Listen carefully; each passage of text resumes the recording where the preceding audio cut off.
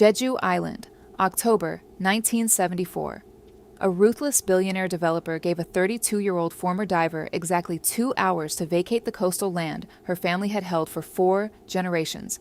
He stood on her porch, surrounded by hired men, and told her to take her 5-year-old daughter and go live with the seagulls on the rocks. She didn't cry. She didn't beg. She packed a cast-iron pot, her mother's diving knife, and her own 2 hands.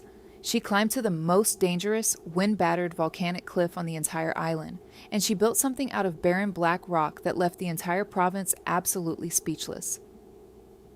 Stay until the very end of this story to see who laughed last, because what she found buried deep beneath that desolate cliff didn't just save her life, it utterly destroyed the man who took everything from her, and it changed the history of the island forever. The eviction notice arrived on a Tuesday morning, folded in 4, bearing the bright red, unforgiving stamp of the Jeju provincial government in the upper right corner. It was delivered not by a postman, but by Kang Dae himself. Kang Dae was a man who wore imported Italian wool suits even in the humid, unpredictable island autumn, a developer from Seoul who looked at the ancient, black rock shores of Jeju and saw only concrete, casinos, and money. Eun-young opened the door with her 5-year-old daughter, Min-ji, resting on her hip. The smell of the morning's seaweed soup and decades of salt wind still clung to the faded cotton of her clothes. Eun-young was a former haenyeo, one of the legendary free-diving women of Jeju, who plunged into the freezing, crushing ocean depths without oxygen tanks to harvest abalone and sea urchins. Her lungs were forged in the heavy pressure of the deep sea. She was not a woman who intimidated easily. Kang Dae didn't even bother to take off his polished leather shoes when he stepped onto her pristine wooden porch. An insult so deliberate it hung in the air like smoke.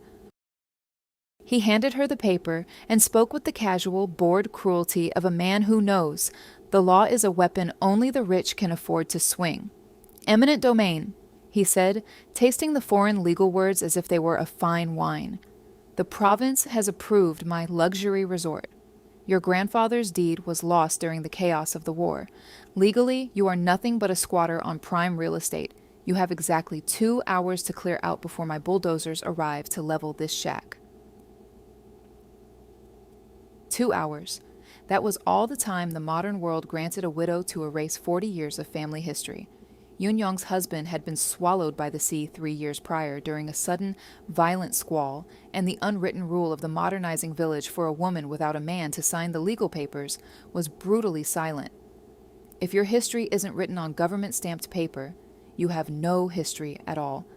Eun-young read the paper slowly. She read it just once, her dark eyes tracing the red ink of the stamp. Then she folded it back into perfect quarters with a calmness that unnerved even Kang Dae's hired thugs standing behind him. They expected tears. They expected screaming. But Eun-young simply placed the notice on the low wooden table, turned her back to the billionaire, and walked into her kitchen. She fed Min-ji the last bowl of warm rice and soup, and didn't say a single word to the child until she had washed the ceramic bowl and dried it with a cotton cloth. Min-ji, who possessed that grave, heavy seriousness often found in children who have lost a parent too early, looked up and asked where they were going. Eun-young told her the exact truth, that she didn't know yet, but that she would know soon. The little girl nodded as if that were a perfectly acceptable answer, even though both of them knew it wasn't. In the next hour, Eun-young knocked on 4 doors in the coastal village of Seogwepo. The door of her late husband's cousin, the doors of 2 women she used to dive with, and the door of the village headman who owed his very position to her late father. In none of them did she find what she needed. It wasn't charity she was looking for. It was a real, tangible possibility. The cousin, standing in a doorway that smelled of fermented soybeans, shifted his eyes to the floor and offered to take the child in, but not her, as if tearing a mother from her daughter was a solution and not an amputation. The 2 diving women offered apologies, pressing a handful of crumpled coins into her palm, terrified of Kang Dae's massive influence over the local fish markets. The headman, smoking a long pipe in his warm parlor, told her that without millions of won for a lawyer in Seoul, she should just accept defeat, take the meager relocation fee, and leave quietly. He said it without malice, which somehow made the betrayal infinitely worse. Charity, Eun-young realized, is easy when it costs nothing, but courage is a currency few in this village were willing to spend. At the local tavern, the news arrived before she even finished her walk. Men drinking cheap rice wine laughed nervously to hide their shame. One of Kangday's foremen, a man with a loud voice and an empty head, joked that the widow had lost her mind from grief. He threw a 5,001 note on the wooden table, proposing a bet on how many days she would last up on the wind-choked volcanic ridge before crawling back to the village to beg for scraps. Several men joined the bet. Not a single man proposed going up to help her. At the end of the second hour, Eun-young returned to her empty house. She laid out a thick, heavy woven blanket that had belonged to her mother. Inside it, she wrapped a massive cast-iron cooking pot known as a gamasot, a small wooden box containing her husband's ancestral tablets, the remaining dried barley, and a bichang, a long, curved iron knife she used to pry stubborn abalone from the ocean floor. She dressed Minji in 3 layers of clothing, wrapping a thick scarf around the little girl's neck, and stepped out of the house just as the massive yellow diesel bulldozers began to idle their engines at the end of the dirt road. She didn't leave a note. She didn't look back at the walls that had held her entire life. She didn't even lock the wooden door because the door no longer belonged to her, and she was not a woman who clung to ghosts. She walked north, away from the soft, yielding sands of the beach, toward the jagged, hostile northern cliffs where the black, volcanic basalt rose out of the sea like the broken teeth of a sleeping dragon. The villagers watched her go from behind the safety of their windows. The ascent was brutal. Yoon-young carried the heavy bundle tied tightly across her back, the coarse fabric biting into her shoulders. She carried Minji in her arms whenever the girl's small legs gave out on the steep, treacherous incline. The wind of the Jeju Strait was notorious. It was a heavy, wet wind that didn't just blow. It pushed. It bit. It sought out the warmth in your bones and tried to steal it. In Jeju, the wind searches for weakness. It searches for a loose tile, a frayed rope, a broken spirit. Minji did not complain once. She only asked, her voice muffled against her mother's chest, if they were there yet. Yoon-young said no, keeping her eyes fixed on the highest, most desolate ridge. She knew this mountain from her childhood. She had climbed it with her father, learning where the volcanic rock was brittle and where it was strong enough to hold a life. Just before nightfall, as the sky turned the color of bruised iron, they reached a plateau carved into the very side of the cliff. The ground was entirely composed of sharp, porous, black volcanic rock. There were no trees to break the wind, only sparse, tough coastal grass that flattened itself against the dirt in a desperate bid to survive the gales. Behind them was a sheer, towering wall of solid basalt. Before them, a terrifying vertical drop into the churning, foam-white ocean. It smelled of salt, ancient crushed stone, and deep, profound isolation. Yoon-young dropped her heavy bundle on the jagged ground. She placed a bare hand against the solid rock wall behind her, feeling the cold, rough texture of the island's ancient bones. She stood there for a moment, calculating something that no one else could see. Minji stood behind her, shivering slightly in the fading, violent light, waiting in total silence. Yoon-young turned to her 5-year-old daughter, looked at the barren, terrifying expanse of rock, and said, "Here." She didn't say it as a question. She didn't say it as an apology or a lament. She said it the way a blacksmith brings down a hammer on an anvil, with the absolute, unshakable certainty of a woman who has decided that if the world will not give her a place to stand, she will carve one out of the stone herself. That first night on the plateau, Yoon-young and her 5-year-old daughter, Minji, slept huddled together inside the hollow of a shallow rock depression, wrapped in the single, heavy wool blanket. The wind of the Jeju Strait did not merely blow. It shrieked over them like a wounded, desperate animal, its invisible claws trying to rip the fabric from their frozen grip. Yoon-young stayed awake the entire night, her body acting as a human shield against the violent gales, her eyes wide open in the absolute darkness. She felt the cold testing her resolve, probing for a weakness, whispering that she had made a fatal mistake. She gave it absolutely none. She simply breathed in the freezing, salt-heavy air and waited for the earth to turn. When the sun finally broke over the gray horizon, painting the violent sea far below in magnificent, bruised shades of purple and iron, Yoon-young stood up. Her joints ached with a deep, marrow-deep cold that modern people rarely experience, but her mind possessed that strange, crystalline clarity that only comes when you have absolutely nothing left to lose. She looked at the black volcanic rocks scattered across the vast plateau, thousands of them, porous, irregular, heavy chunks of basalt spat out by the fiery belly of Mount Halasan millennia ago. To anyone else from the mainland, to a man in an Italian suit like Kongde, these rocks were a curse, an ugly nuisance that made the land impossible to farm and difficult to pave. But to a woman born of the Jeju Sea, they were something else entirely. They were the bones of her ancestors. The traditional architecture of Jeju Island does not use mortar, cement, or clay to bind its stones. It relies on a technique called doldam, dry stone walls stacked with mathematical intuition and a deep, almost spiritual understanding of physics. The principle is deeply counterintuitive to modern engineers. You do not try to build a solid, impenetrable wall to stop the wind. If you build a solid, rigid wall, the fierce Jeju gales will build up massive pressure against it until the structure inevitably shatters. Instead, you use the irregular shapes of the basalt to stack the stones with thousands of tiny, intentional gaps between them. You let the wind pass through the wall. The wind's aggressive energy is dispersed into 100 harmless breezes, and its own tremendous force actually pushes the interlocking stones tighter together. The structure does not resist the elements. It collaborates with them. The more pressure the wall takes, the stronger it becomes. Yoon Young had never built a house with her own hands, but she had watched her grandfather build boundary walls when she was a little girl, standing in the cold morning mist. She possessed the greatest tool her ancestors had left her, her hands and the quiet, unwavering patience to listen to the material. She began at dawn. She walked to the edge of the cliff, squatted down, and lifted a black rock the size of a water jug. It was incredibly heavy, its jagged, abrasive edges biting instantly into the calluses on her palms. She carried it 20 paces to the solid rock face at the back of the plateau and set it down. That was the first stone. For the next 10 hours, she did absolutely nothing else. Lift, carry, place. Lift, carry, place. She didn't wear gloves because she needed her bare skin to feel the center of gravity of each stone, to understand exactly how its weight wanted to rest against the earth. By noon, her knuckles were bleeding, the bright red blood mixing with the dark volcanic dust, drying into a tight crust over her skin. She didn't stop to bandage them. She didn't curse. Every stone she lifted from the earth was, without her saying it out loud, a silent conversation with the generations of islanders who had survived on this unforgiving rock before her.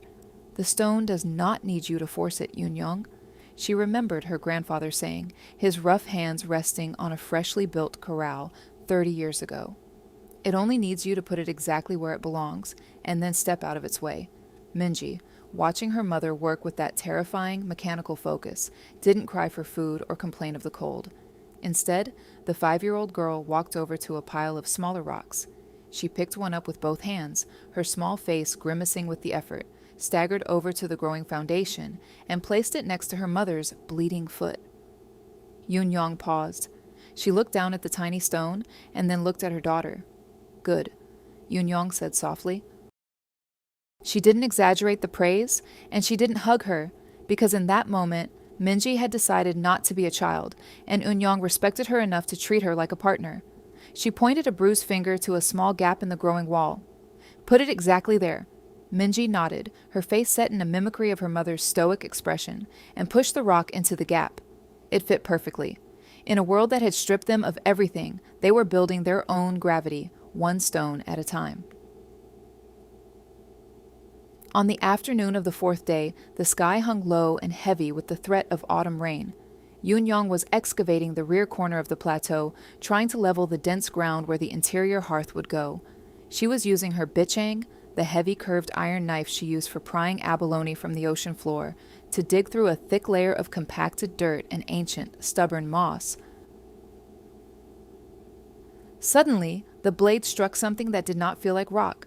It was a sharp, distinct, metallic clink. The sound was so utterly alien in that landscape of stone and wind that Yoon-young froze, the breath catching in her throat. She dropped the knife and dug her bare, soil-stained fingers into the freezing mud, frantically but methodically scraping away decades of packed earth. Her nails caught on something smooth, cylindrical, and undeniably heavy. She pulled it free, the suction of the mud releasing it with a wet gasp. It was an iron capsule, about the length of her forearm, heavily oxidized and coated in a thick layer of green-black patina. It looked almost like an old artillery shell left over from the war, but the ends were sealed with poured lead, and stamped into the lead was an intricate, faded crest that Yun-Yong recognized from the old shrines of the island. Someone had intentionally buried it at the deepest corner of the cliff, right against the immutable bedrock. Someone who knew exactly what they were doing. Yun-Yong sat back on her heels, her chest heaving, the wind whipping her tangled hair across her face. Minji ran over, her dark eyes wide with cautious curiosity. "What is it, Mom?"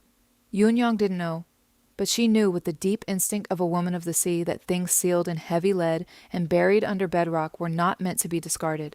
They were meant to be protected against the end of the world. Using the heavy iron handle of her diving knife, she began to strike the thick lead seal. She hit it once, twice, 10 times. The dull thuds echoed off the cliff face. The metal, weakened by a century of moisture and salt, finally began to crack, spiderwebs of silver appearing in the dull gray lead. She wedged the blade into the fissure and pried the cap off. The inside of the heavy cylinder was perfectly dry, releasing a sudden, ghostly breath of air that smelled of cedar wood, dried ink, and old, undisturbed dust. She tilted the cylinder downward, and a thick, heavy roll of parchment slid into her dirty, bleeding hands. It was a document, but it was not just any paper.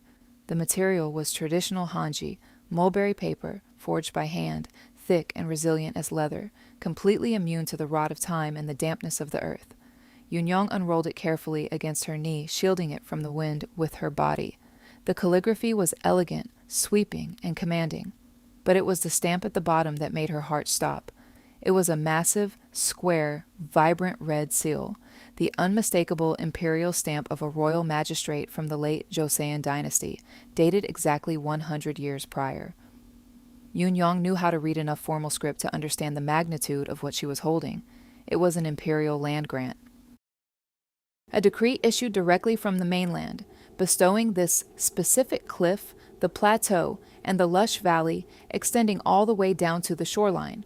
The exact shoreline where Kangdae was currently pouring his arrogant concrete, irrevocably to the descendants of the Go family, her family. The document explicitly stated, in language that no modern court could misinterpret or dismiss, that the land could never be seized by local officials, and that the bloodline held absolute, unbroken sovereignty over the stones and the shore until the sea itself dried up. The lost deed her grandfather was rumored to have had wasn't lost at all. Her great-grandfather hadn't trusted the changing governments, the Japanese occupation, or the modern politicians with their briefcases and bribes. He had trusted the mountain, and he had buried the absolute, undeniable proof of their ownership in the one place he knew his descendants would only look if they were driven to the absolute, desperate edge of survival. He had left it where only a true daughter of the island would find it. Yun-Yong stared at the red royal seal. The ink seemed to burn against the gray, freezing sky. This single piece of paper was worth billions of won. It was the ultimate weapon. It was the only thing standing between Kangdae and his legal right to build his luxury empire, a legal bomb waiting to detonate the developer's entire life. Did she run down the mountain screaming in victory? Did she wave it in the air, rushing to the village headman to demand her house back? No, Yun-Yong rolled the parchment back up with a terrifying, absolute calmness that she herself did not expect from her own hands. She placed the ancient document back into the iron tube, pressed the cracked lead cap firmly back into place, and hid it deep inside the wooden box containing her ancestral tablets, beneath her spare clothes. A piece of paper, no matter how powerful, does not keep the freezing wind out of a child's lungs. A piece of paper does not cook a meal. Justice, she realized in that profound, silent moment, could wait. Justice is a luxury for those who are warm. Right now, she had a wall to finish. By the end of the third week, the structure on the plateau began to look less like a desperate pile of scattered rocks and more like an ancient, immovable fortress. The walls of the hut were exactly 1 meter thick at the base, tapering slightly and mathematically as they rose to a height just above Yun-Yong's head. They were constructed entirely of the interlocking black basalt she had carried with her own bleeding hands. Yun-Yong had matched the jagged, violent teeth of the volcanic stones so perfectly that from a distance the hut did not look like something built by a human being. It looked like a natural extrusion of the cliff itself, a geological inevitability that had simply grown out of the bedrock. Inside the circular walls, the reality of the Jeju wind fundamentally changed. Outside, the gales roared like a jet engine, an endless, punishing force that tore the moisture from the skin and made the eyes water. But inside, that same wind was caught, fractured, and tamed by the thousands of microscopic, intentional gaps Yun-Yong had left between the irregular stones. The violent gales were reduced to a soft, whispering breeze that provided perfect, continuous ventilation. During the day, the massive, dense rock walls absorbed the weak, pale autumn sun, storing its thermal energy deep within their porous cores. At night, when the temperature plummeted near freezing, the stones faithfully radiated that stored heat back into the small, dark room. But a house without a roof is not a house. It is just a stone pen waiting to be flooded. And on Jeju Island, the roof is always the most vulnerable point. Yun-Yong knew she could not use modern clay tiles, nor could she use the cheap tin sheets that Kangdae's men use for their temporary barracks. The wind would catch the rigid edges of tiles or tin and rip them off like dead leaves, turning them into flying guillotines. She needed to use the ancient Nangan method, a technique older than any real estate company, older than the government that had stamped her eviction notice. She spent 3 grueling days descending halfway down the treacherous, vertical western face of the cliff to harvest sei, a tough, resilient species of kogon grass that grew only where the salt spray and the harsh rock permitted. The grass was sharp enough to slice open a careless hand, and its roots gripped the volcanic soil with desperate strength.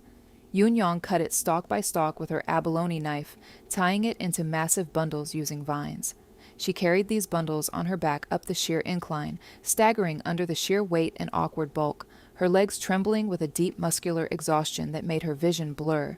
But every time she felt her knees buckle, she looked up at the plateau, where 5-year-old Minji was carefully sweeping the dirt floor of their stone circle with a broom made of pine branches. Yun-Yong did not collapse. Mothers who are the only shield between their children and the abyss do not have the luxury of collapsing. She laid the thick, heavy bundles of grass over a framework of pale, salt-cured driftwood branches she had salvaged from the beach at dawn. She layered the grass nearly half a meter thick, creating a dense, sloping dome that would allow the torrential rains to slide off instantly without ever penetrating the interior. But the grass alone would fly away in the first winter gale. To secure it, Eun-Young did something that no textbook would ever teach. She hiked 2 miles down the coast to the illegal trash heaps near the commercial port. There, buried under rusted cans and broken glass, she found exactly what she needed: heavy, discarded nylon fishing nets, thrown away by the commercial trawlers because they were torn and useless for catching mackerel. She dragged the massive, tangled nets back up the mountain.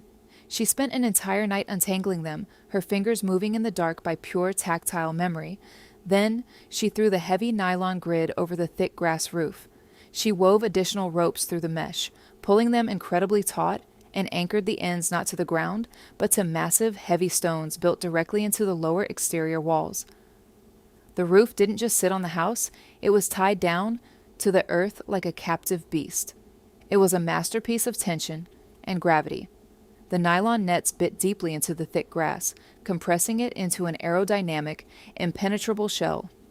News of her survival, of her impossible stubbornness, slowly reached the village below. People began to talk in hushed tones in the aisles of the fish market and over the rims of their teacups.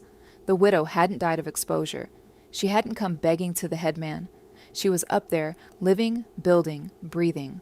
One afternoon, in late October, the silence of the plateau was broken by the sound of heavy, struggling footsteps.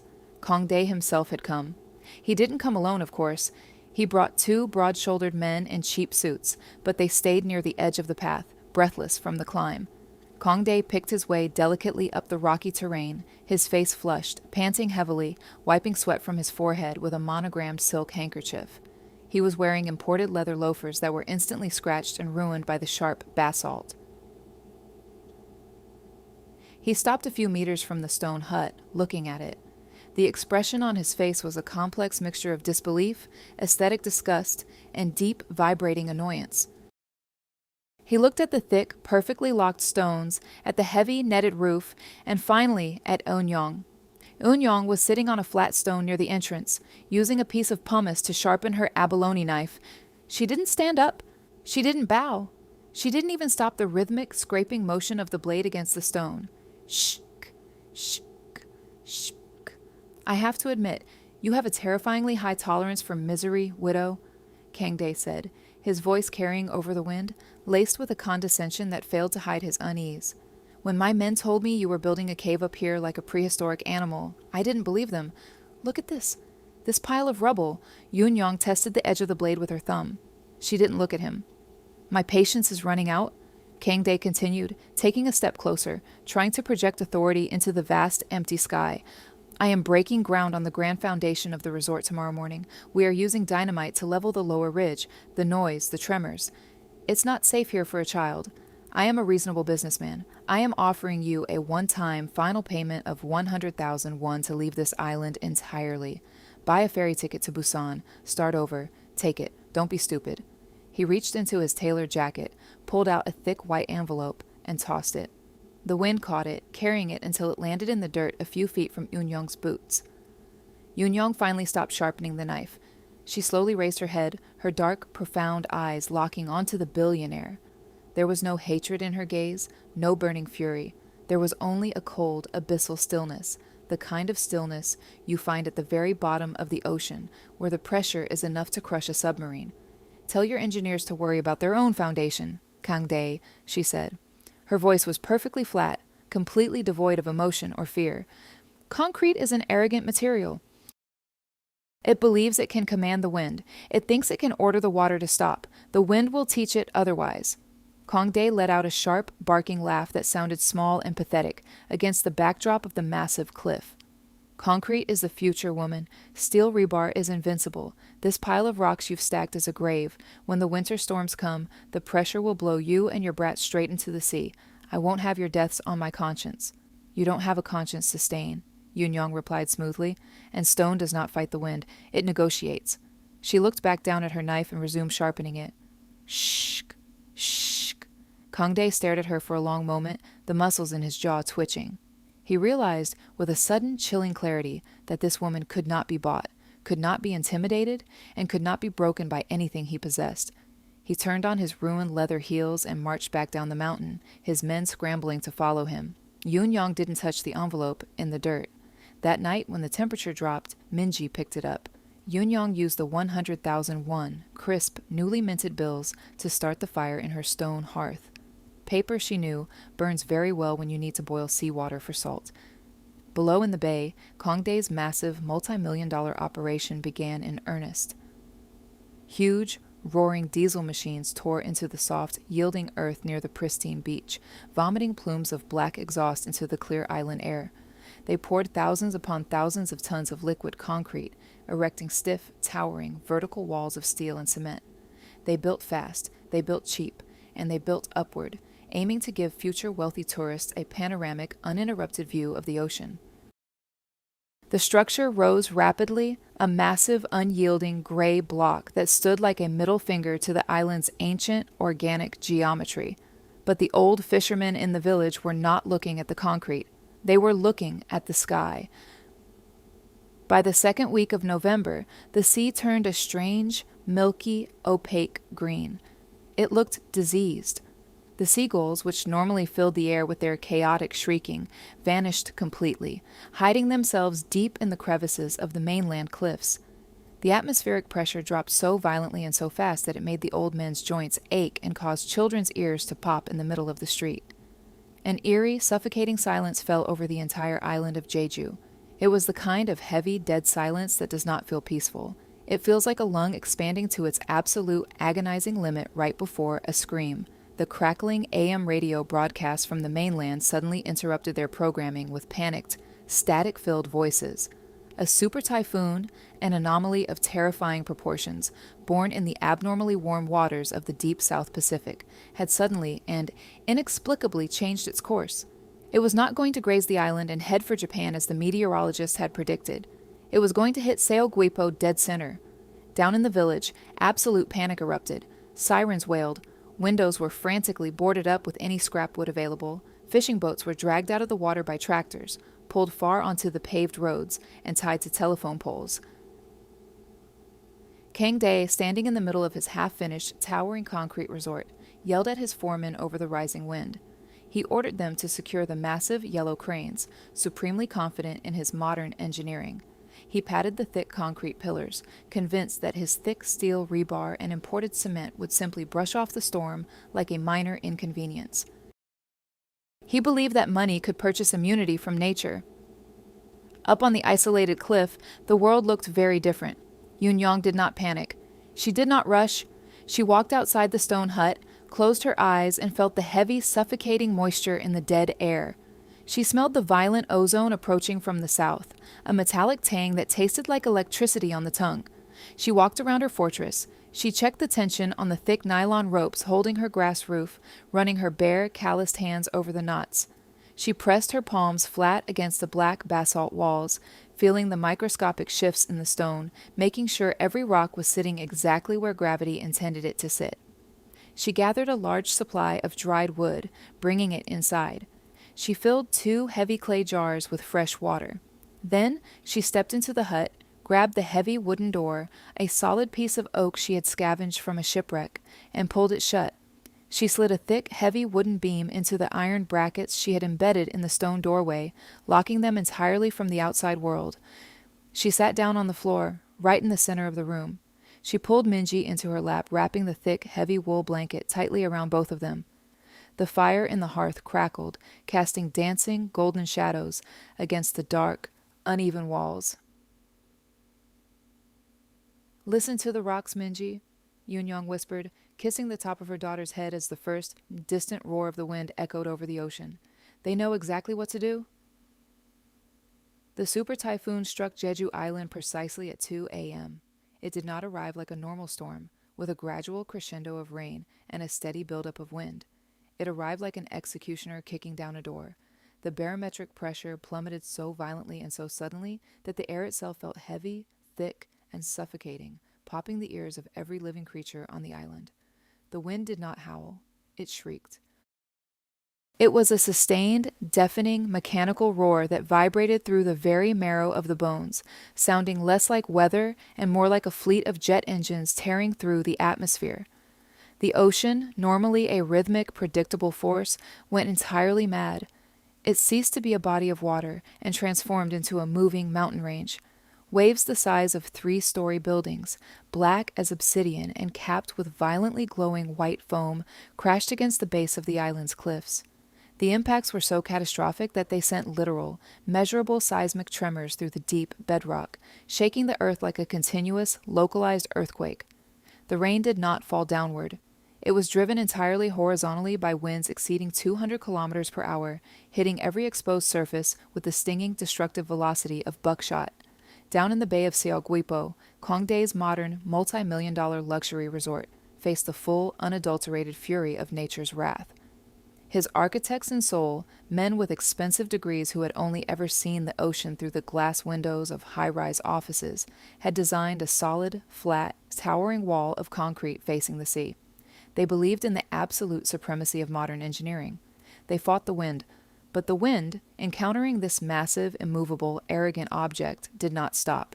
Instead, the aerodynamic physics of the storm multiplied its force, creating a massive, localized pressure vacuum on the leeward side of the building. At 3:15 a.m., the catastrophe began. The massive, floor-to-ceiling plate glass windows of the resort's lower levels, designed to give wealthy tourists an unobstructed view of the sea, flexed inward for a fraction of a second before imploding simultaneously. The sound of thousands of pounds of shattering glass was instantly swallowed by the roar of the hurricane. With the windows gone, the typhoon rushed directly inside the rigid concrete structure.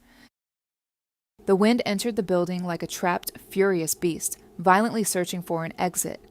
Finding none, the immense air pressure pushed violently upward against the internal ceilings. The rigid, poured concrete, having absolutely no flexibility, zero structural give, and zero pores to release the accumulating pressure, began to scream.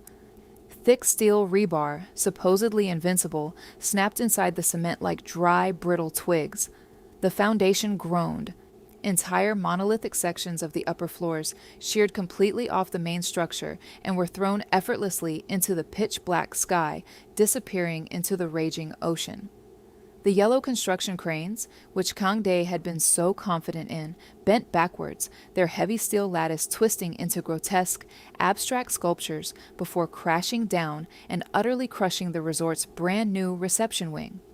In less than 45 minutes, millions of dollars of modern arrogance were erased, completely disassembled by the invisible hand of the sky. Up on the isolated, exposed volcanic cliff, the experience was entirely, profoundly different. The wind slammed into Eun-yong's dry stone hut with the kinetic force of a speeding freight train. But the black basalt walls were not solid. They were not arrogant. The thousands of tiny intentional gaps Eun-yong had left between the heavy, irregular stones acted as microscopic, perfectly calibrated pressure release valves. The wind hit the wall, fractured, and whistled through the gaps, creating a haunting, deep, flute-like melody inside the dark, circular room. And then, the ancient physics of the doldom took over.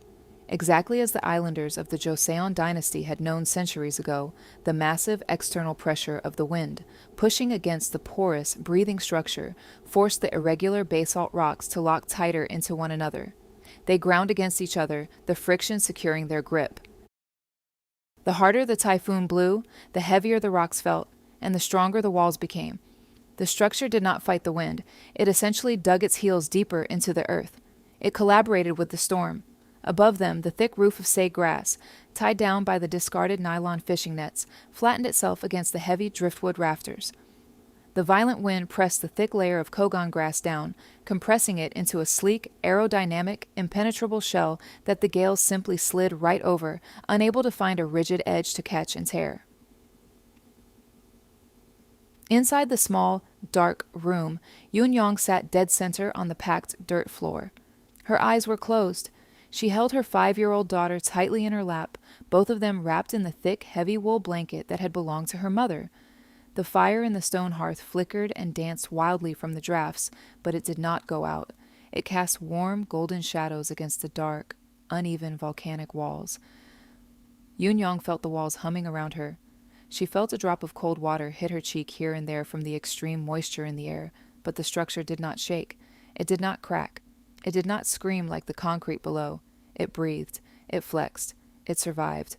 Minji, lulled by the deep, resonant vibration of the stones and the warmth of her mother's chest, actually fell asleep, her breathing syncing with the rhythm of the storm. When the sun finally rose 2 days later, the storm had passed, leaving behind a sky of bruised, pristine, unbelievable blue. The air was entirely stripped of dust, tasting clean and sharply metallic. Eun-yong unbarred the heavy oak door. She pushed it open, the hinges groaning slightly. The air outside was perfectly, eerily still. She walked to the absolute edge of the plateau and looked down at the world below. The coastal village of Seogwipo had suffered. Roofs were missing, trees were uprooted, and debris littered the streets. But the true apocalyptic devastation was reserved entirely for Kang Dae's luxury resort. From the cliff, it looked like a bombed-out war zone from a forgotten century. The rigid concrete walls had cracked perfectly in half, exposing the twisted, rusted veins of snapped rebar. The roof was completely gone, vanished into the sea as if it had never existed. The massive foundation was flooded with dark, muddy seawater. The arrogance of modern money had been reduced to a pathetic pile of gray rubble in a single night of nature's absolute truth. Eun-yong did not smile. She did not cheer. She turned her back to the ocean and walked back into her breathing stone hut. She walked over to the wooden box containing her ancestral tablets. She bypassed the incense and the dried barley. She reached deep into the bottom and pulled out the heavy, oxidized iron capsule she had dug out of the bedrock. She removed the cracked lead cap. She slid the 100-year-old royal decree, wrapped in its pristine Hanji mulberry paper, out into the morning light. She put the heavy parchment carefully inside the inner pocket of her thick coat, pressing it against her heart. She took Minji by the hand, wrapped the child's scarf tightly around her neck, and began the long, slow walk down the mountain. When they reached the bay, the scene was one of total, stunned silence. She found Kang Dae standing ankle-deep in the thick, foul-smelling mud outside the ruins of his resort. The billionaire developer was completely unrecognizable. He was covered in gray sludge, his expensive, custom-tailored Italian wool suit soaked, torn, and ruined. His meticulously styled hair was plastered flat against his skull. His face was pale, slack, and hollow with shock as he stared blankly at the destroyed concrete, calculating the billions of one he had just lost in a matter of hours. A group of village elders, including the head man who had told Yoon-yong to accept her eviction quietly, stood at a safe distance on the road, watching the ruined tycoon. No one spoke. No one offered to help him. The crowd parted silently as Eun-yong walked right up to Kang-dae. The villagers gasped when they saw her. The young widow from the cliff. The woman they had bet against. The woman they were absolutely certain had been blown into the sea and smashed against the rocks. She was completely unharmed. There was not a single scratch on her face. Her clothes were dry. She was standing tall, holding her daughter's hand, emanating an aura of absolute, terrifying invincibility. Kang-dae blinked at her, his exhausted, traumatized brain struggling to process her physical presence. "You," he stammered, his voice cracking, entirely devoid of the smooth arrogance he had possessed 3 weeks ago. "How? You're rocks. How are you alive?" Yoon-yong didn't answer his question. She didn't owe him an explanation of ancient physics. Instead, she reached into her heavy coat. She pulled out the royal decree of the Joseon dynasty. She unrolled the thick Hanji parchment slowly, the sound of the heavy paper crisp and sharp in the quiet morning air. She didn't hand it to him. She held it up so the bright, massive, red imperial seal caught the morning sunlight, perfectly visible to Kang-dae, visible to his lawyers standing shivering behind him, visible to the headman, and visible to the entire village. "My great-grandfather didn't trust paper stored in a bank," she said, her voice cutting through the silence of the ruined beach like a blade. "He didn't trust politicians, and he certainly didn't trust men in suits. He trusted the mountain. This is an irrevocable royal grant, stamped by the emperor's magistrate." Kang-dae stared at the ancient, undeniable parchment, his eyes tracing the elegant, commanding calligraphy. "It supersedes your modern zoning permits," Yoon-yong continued, her voice perfectly even. "It supersedes eminent domain. It was never lost. It was buried in the bedrock. And it states explicitly that the cliff, the valley, and this very beach belong to my bloodline forever. You are standing on my property." Kang-dae's lawyer, a man who charged millions of won by the hour, leaned in. He saw the red seal, the quality of the paper, the unmistakable authenticity of the phrasing. The lawyer visibly recoiled, stepping back from his own boss, whispering frantically to Kang-dae that a document of that historical magnitude, preserved perfectly, would automatically be upheld by the Supreme Court as a protected cultural heritage deed. There was no loophole. There was no bribe big enough to erase it. The land was hers. Kang-dae's knees gave out. He didn't faint, but his legs simply refused to support his weight. He fell forward, landing hard on his knees right in the thick mud of his own destroyed foundation. The man who had everything, the man who had ordered a mother and child to go live with the seagulls, was now kneeling in the dirt, a trespasser on the land of the woman who supposedly had nothing. Yoon-yong looked down at him. In that moment, she held the power to scream at him, to curse his name, to humiliate him in front of the men he had paid to intimidate her. But she felt no desire to scream. Vengeance, she realized, is loud only when you are weak. When you are truly strong, when you have built a fortress with your own bleeding hands and watched the world's arrogance wash away, victory is completely, beautifully quiet. She turned her gaze away from the broken billionaire and looked at the village headman. The older man was staring at her with wide, fearful eyes, suddenly realizing the terrifying, profound magnitude of the woman they had all abandoned. "The cleanup begins tomorrow morning," Yoon-yong said to the gathered village, her voice echoing off the ruins. "This concrete is a poison on my beach. Any man in this village who wants a job breaking it apart and hauling it away will be paid a fair, honest wage. I will not pay you in promises. I will pay you in cash." She didn't wait for their response. She didn't wait for their apologies or their awe. She slowly rolled the ancient parchment back up, tucked it safely inside her coat, took Minji by the hand, and turned her back on the village. She began the long, steady walk back up the mountain, back to the breathing stone house that the wind could not break, back to the warmth of the hearth, to the heavy nylon nets, and to the eternal legacy that concrete could never, ever bury. The ancient basalt walls of Jeju had stood the weight of a super typhoon, the wrath of the ocean, and all the tragedy the modern world could throw at them. They had remained firmer than before, exactly as her ancestors had known. That true strength does not come from rigid arrogance. It comes from knowing how to let the storm pass through you without ever breaking your core. What do you think of Yoon Young's decision to risk everything and climb that deadly cliff with her bare hands? Would you have accepted the envelope of money from the developer, or would you have built your own wall out of nothing but volcanic stone? Let us know your thoughts in the comments below. From 1 to 10, what rating do you give this story of survival and ultimate justice? And tell us, from which city or country are you watching this right now? We love knowing exactly where our stories reach. If this story proved to you that ancient wisdom will always outlast modern arrogance, subscribe to the channel and activate the notification bell so you never miss another video. We bring you stories like this every single week, stories the world tried to bury, but that absolutely deserve to be heard. She stood up, wiped the volcanic dust from her knees, walked back to the edge of the cliff, and lifted the next stone.